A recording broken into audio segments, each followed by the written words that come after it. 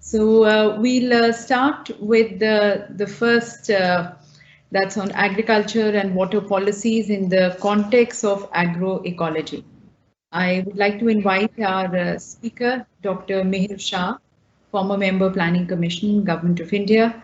A much sought after speaker, Dr. Shah is the youngest ever member of the Planning Commission. He has held the portfolios of water resources, rural development, Panchayati Raj. He was chiefly responsible for drafting the paradigm shift in the management of water resources enunciated in the 12th five-year plan. He also initiated a makeover of Manrega, the largest employment program in the human history. Dr. Shah is the first president of the Bharat Rural Livelihoods Foundation, which supports innovative civil society action in close partnerships with the state governments. So I welcome you, Dr. Shah, and all over to you as you speak to us on agriculture and the water policies in the context of agroecology. Thank you. Thank you so much. And I first want to congratulate the organizers for, organizing something so interesting on World Soil Day. And I'd actually request, I think one of you is going to share my presentation because I have some difficulty from my end. So if that can be shared, then I can begin. Yeah, it's on the screen now, sir. Okay, thank you. Thank you. Right. Takes a bit of time in Microsoft Teams for the transfer to happen. Well, you have asked me to speak on water and agriculture. And as Tomio, who is here, knows very well, I'm all the time speaking on water and agriculture. But today is World Soil Day.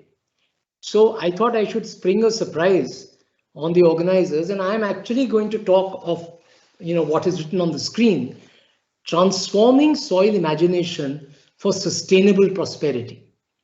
And I've chosen my title very carefully because, often we consider, and some of the earlier speakers were pointing to this trade-off, that when we speak of things like soil, or we speak of things like ecology, we are somewhere deviating from prosperity. But if we have learned anything from the pandemic, which we have just gone through and going through still, I think we need to redefine our relationship with nature.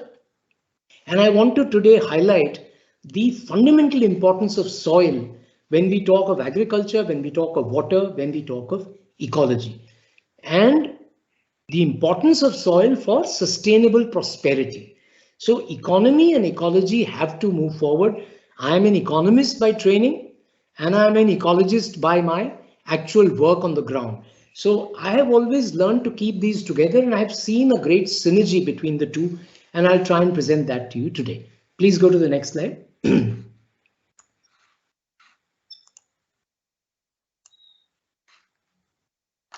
So what I want to talk about today is the need for us to move beyond the vision of soils that was embedded in the Green Revolution.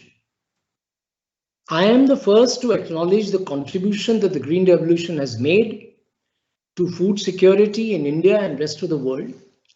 But I think we also need, with 50 years having gone by of the Green Revolution, if we don't draw the right lessons from what this experience has to teach us, I think we would be making a very big mistake. And the fundamental thing that I want to focus on is the vision of the agricultural production system in general and of soils in particular that is embedded in the Green Revolution. We all know that it was a commodity-centric vision, where the idea was to deploy such seeds as would maximize output per unit of area given the right doses of fertilizers and pesticides. This is a perspective that exclusively focuses on productivity, that is output per area of a given crop, by specifically targeting soil nutrients or pest outbreaks. Next. So what is the vision of the soil within this Green Revolution understanding? It is that the soil is essentially a stockpile of minerals and salts, and crop production is constrained and determined as per Liebig's law of the minimum by the nutrient least present in the soil. So what is the solution based on this theoretical understanding of the soil? The solution is to enrich the soil with chemical fertilizers, where the soil is just a base with the physical attributes necessary to hold roots. It's a purely mechanical conception of the soil. So, to quote Charles Mann, one of the great historians of the Green Revolution, crops and soil were brute physical matter, collections of molecules to be optimized by chemical recipes rather than flowing energy charged wholes. And I think this is where we have to recognize what modern science is teaching us about soils and not be stuck with a 50-year-old conception of soils as was the Green Revolution vision. Next. Because the Green Revolution vision is essentially atomistic. What is an atomistic vision? That vision which assumes that parts can be understood separately from the systems in which they are embedded. And the systems are simply the sum of their different parts. What we ignore is the dynamic interconnectedness between the different parts of the system, which actually gives rise to the system as a whole. But because you don't have a systems understanding, because you have an atomistic understanding, you completely ignore what is at play when we talk of soils. We must also remember that this vision is totally mechanistic. It's like a machine where relationships among parts are seen as fixed and changes as reversible, and systems are presumed to move smoothly from one equilibrium to another. In economics, we call it comparative statics. That's what the Green Revolution vision of soils is. But what this ignores is the fact that often parts cannot be understood separately from their wholes, and that the whole is different, greater or lesser than the sum of its parts. Next. So what we are overlooking is the possibility that the parts could evolve new characteristics, or that completely new parts could arise. In soil science literature, this is called emergence. Emergence is something which is not entirely predictable by looking at the past alone. So as Jeremy Lent says, because of the way a living system continually regenerates itself, the parts that constitute it are in fact perpetually being changed. It's a dynamic system. It is the organism's dynamic patterns that maintain its coherence. This new understanding of nature as a self-organized, self-regenerating system extends like a fractal from a single cell to the global system of life on Earth. And this is what is required. This understanding is required if we want to understand climate change, if we want to understand the pandemic, and if we want actually to do something as simple as apparently simple as producing a crop in a farm. Next. So the essential questions that we need to ask of the Green Revolution paradigm are the following. Is the soil an input-output machine, a passive reservoir of chemical nutrients to be endlessly flogged to deliver, even as it shows clear signs of fatigue? 50 years, not just 50 years, even 30 years after the Green Revolution, it was evident that the soil is showing clear signs of fatigue. What we have now is evidence upon evidence, study upon study, which shows that increasing applications of chemical inputs into the farm system is yielding declining returns. And that is why we need to move to agroecology. Let's not romanticize this notion of agroecology. Unfortunately, the defenders of the old paradigm try to portray that anyone who talks of agroecology is either ignoring science or ignoring reality on the ground, or is not interested in giving returns to the farmers. I am arguing purely as an economist. I am here to argue that if you do not change your understanding of the soil, then you are a poor economist, because you cannot look at economics in isolation from ecology. So is the soil a complex, interacting, living ecosystem to be cherished and maintained so that it can become a vibrant circulatory network which nourishes the plants and animals that feed it? So the plants and animals and the soil have a very profound relationship with each other, By application of pesticides and chemical fertilizers, what we are doing is we are ignoring this relationship. This is the relationship we should leverage. This is the relationship which gives power to the farming system. But in looking at it atomistically, in trying to look at parts and not the whole in its entirety, we have made the mistakes which are now evident in terms of falling soil quality, falling water quality, falling water tables, falling farmer incomes. Every indicator of prosperity in the current experience of the Green Revolution is extremely negative. So the question is, will a toxic, enervated ecosystem with very poor soil quality and structure, as also gravely fallen water tables, be able to continue to support the agricultural production system? That is the question we need to ask. It's not economy versus ecology. It is understanding the interconnection between ecology and economy. And the question is, can we continue to ignore that relationship? Whether it's about agriculture, whether it's about climate change, whether it's about the future of the planet, if we do not look at the connection between economy and ecology, we are doomed. This planet is doomed, farming is doomed, soils are doomed, water is doomed. And I'm not exaggerating here. Go to the next.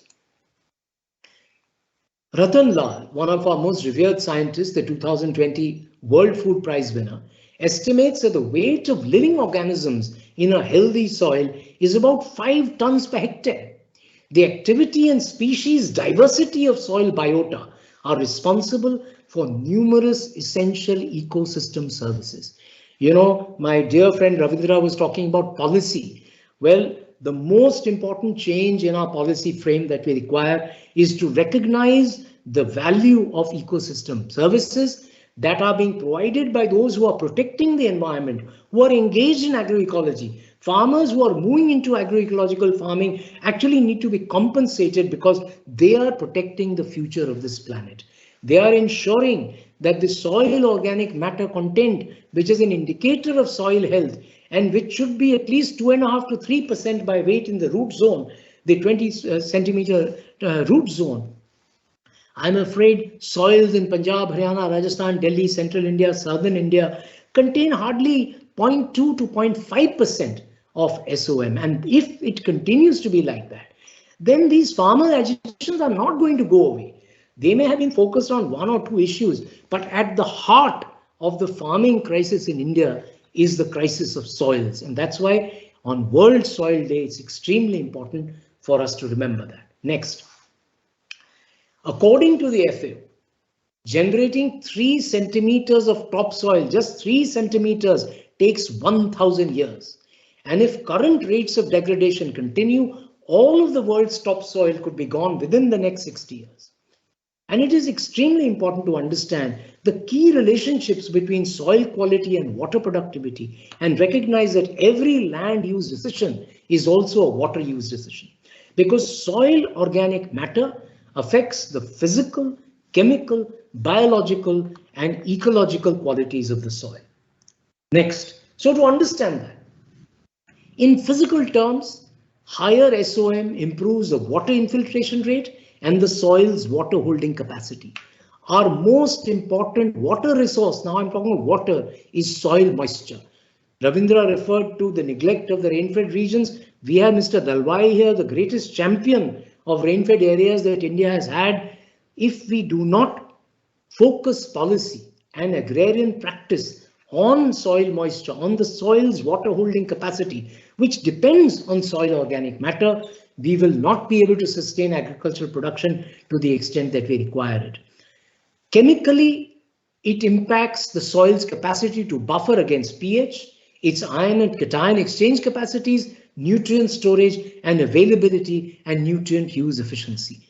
Biologically, the SOM is a habitat and reservoir for the gene pool, for gaseous exchange between the soil and the atmosphere, and for carbon sequestration. Big talk happening about carbon sequestration all over the place, but not enough focus on soil health.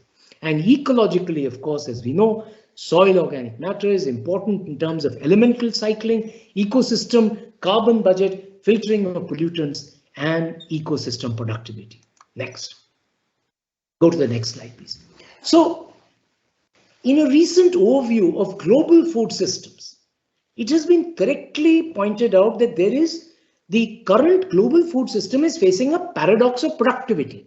Benton and Bailey, and I've given the references at the end of the lecture, which I'll share with you. As the efficiency of production is increased, the efficiency of the food system as a whole, in terms of delivering nutritious food sustainably and with little waste, has declined. Yield growth and falling food prices have been accompanied by increasing food waste, a growing malnutrition burden, and unsustainable environmental degradation. So the important message for policy is shift from total factor productivity. All students of economics, I had the same misfortune as any other student of economics listening to this lecture. We are taught total factor productivity. Factor productivity is not good enough. We cannot look at the system as a sum of all its parts. It is total system productivity that we need to focus on. And go to the next slide, please. So a food system with high total system productivity would be sufficiently productive. We are talking about productivity. Remember, it's not ecology in isolation. To meet human nutritional needs, whilst imposing few costs on the environment and society, so being sustainable and highly efficient at all stages of the food chain so as to minimize waste. It would optimize total resource inputs relative to the outputs. Maximizing total system productivity would maximize the number of people fed healthily and sustainably per unit input. In other words, it would increase overall systemic efficiency. At a time when India faces this unprecedented challenge, in Indian history, we've had many agrarian crises, but we have not had 350,000 farmers committing suicide. Today, questions are coming up on the viability of farming as a livelihood option. And if we want to revitalize farming, if we want to solve the problems of farmers, if we want to double farmers' incomes, it is not possible without due focus on soil revitalization. Thank you very much. Yeah, thank you, sir. Thank you for raising these. These are the references. Sorry, just show the last slide just for a quick. Anybody who wants this presentation can be shared by you with all the participants. And the 3 references I referred to are given in the last slide. Yeah. Yeah, I think if we can show this last slide again. And I would like to now invite Mr. Rajiv Bahal. We'll take the questions. Good afternoon to everybody. And Mihirji, it's always a pleasure when you bring the rational with the philosophical and what is the imperative that we must listen to. So really thank you for having changed the topic and made it more relevant to what we are discussing today. I think out of the 3 things that also Ravindra ji pointed out, one aspect of course is the research angle. If this way of thinking, a systems approach, has to go into the way research is being conducted, not a multidimensional research, but very siloed research, what could be changed? What does need to be changed? How could we start? So you want me to answer that? Yeah. Ji, please. Yeah, sure. So I think you've hit the nail on the head. I have just completed a paper for the journal Ecology, Economy and Society, which will be coming out. And I'm actually focusing on the barriers to scaling agroecological farming in India. I've referred to it in a recent article in the Business Standard also. And one of the key things I'm mentioning, one of the barriers is the nature of agriculture education in India. Research comes later. What are we, training our graduates to become? The same green revolution paradigm, the same outdated thinking on commodity-centric research. Okay, how do we increase the yield of one crop in isolation from the systems approach? I think we need a transdisciplinary approach where students are exposed to the fact that if you want to understand agriculture, you cannot not understand soil, cannot not understand ecology, you have to understand water. Without that kind of, multidisciplinary, transdisciplinary approach to agriculture education, see, otherwise the same graduates are coming out with the same training, and today agricultural extension, Mr. Dalwai knows, is in complete tatters in this country. We have to revitalize the agricultural extension system, but for that you need a very different training for our agricultural scientists. Otherwise, it's the same conflict as Ravindra rightly said. Every attempt is being made to show why agroecology must fail. The point is the world has moved. I think we are not realizing that the FAO, all the international bodies, I was part of the CGIAR, International Agricultural Research System. They are talking about the shift, the need to shift to a systems approach. So our educational and research, setup has to move in tandem with the greater understanding. We have to be 21st century science. This is not a conflict between science and fundamentalism, as some people try to say. Just because somebody said zero budget somewhere, that was a mistake, definitely. And we are the first ones who have, dismissed it out of the room. But we have to talk in terms of science and the scientific understanding that cutting edge agriculture is practicing across the world. Our country needs to move rapidly in that direction. We have to play catch up, because otherwise our farmers are the ones, our consumers are the ones. Mr. Dalwai rightly pointed to the interests of the consumers. After all, is this kind of rice, wheat based agriculture going to take care of the nutrition and the diabetes tendencies of our children? We have to change the menus in our midday meal programs, in our Anganwadi preschool feeding programs, to include the nutri-cereals, the pulses and the oil seeds, which are the richest repository of this country. If we don't do that, if we don't change the, as you said, the research orientation into that direction, where is the R&D for nutri-cereals? Pulses, we try to give some emphasis, but that has also fallen by the wayside. Unfortunately, I would say we are going in for a palm oil mission.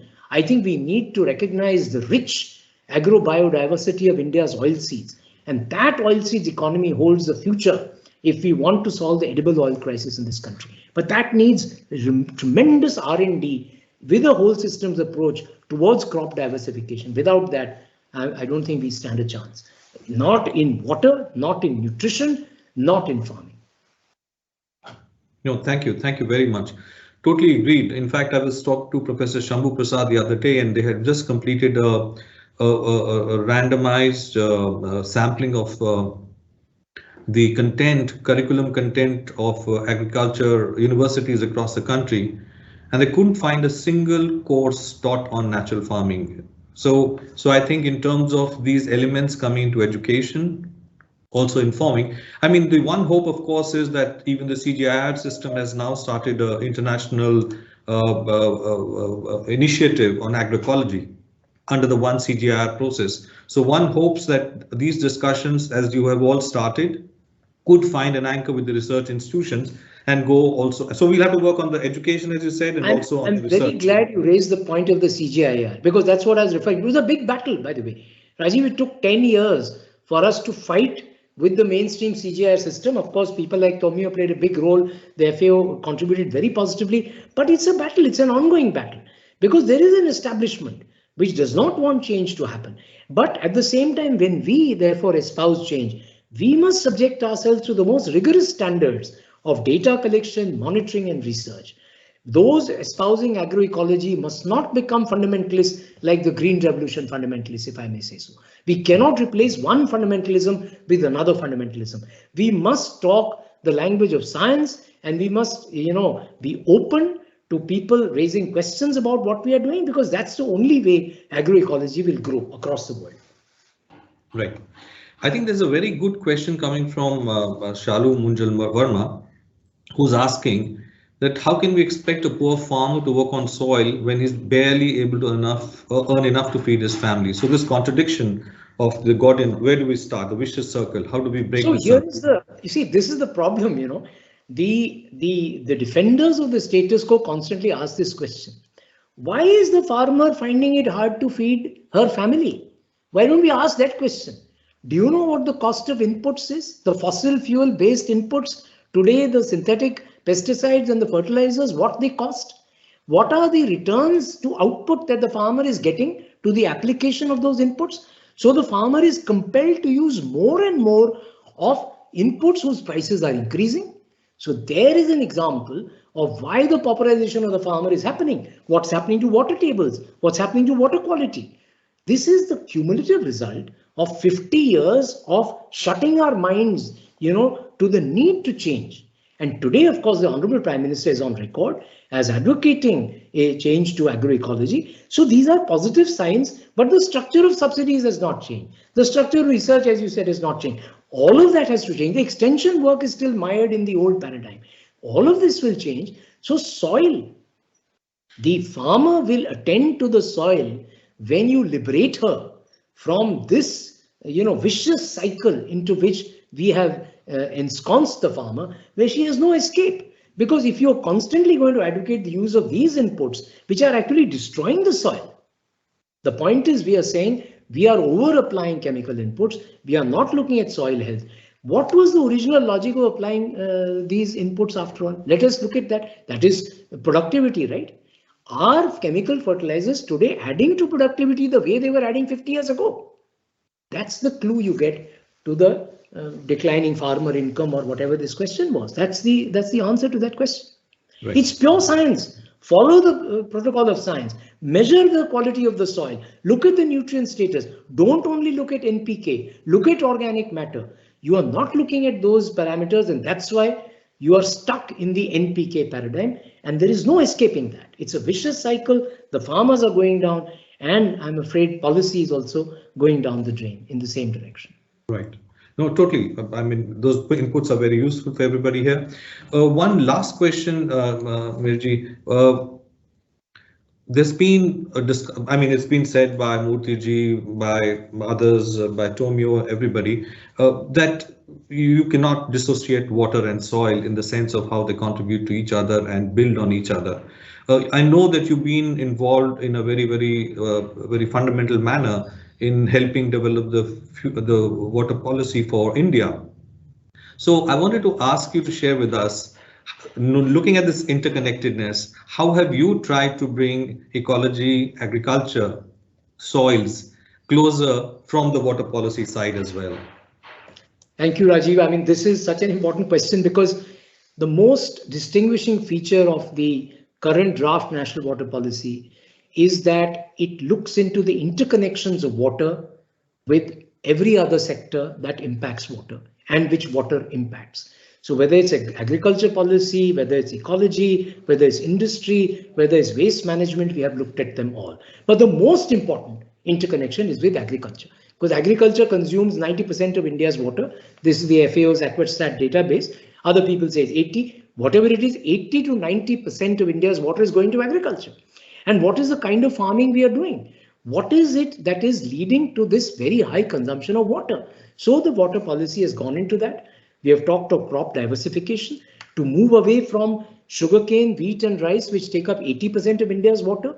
So we have suggested how we can diversify India's cropping pattern. We have said that agroecology has to be the future of Indian agriculture because it leads to much lower consumption of water. It leads to improved soil structure, retention of soil moisture, and that becomes the way you leverage. The previous question, why will the farmer look at soil? Well, the farmer look at soil because there's no water, poor thing, she doesn't have anything. So without restoring the soil structure, without getting into modes of farming, which are actually cognizant of the importance of soil structure, your water crisis cannot be solved. So we have brought it very centrally in, Rajiv, and we have said that payment for ecosystem services must become a hallmark of Indian policy making, whether it's in water, whether it's in the environment, whether it's in agriculture, and whether it's in urban water also. Actually, the city of New York gets all its water because it has protected its catchment areas. So the interlinkages between different elements of the economy and the ecosystem has to be highlighted, and that's what we have tried to do in the national water policy.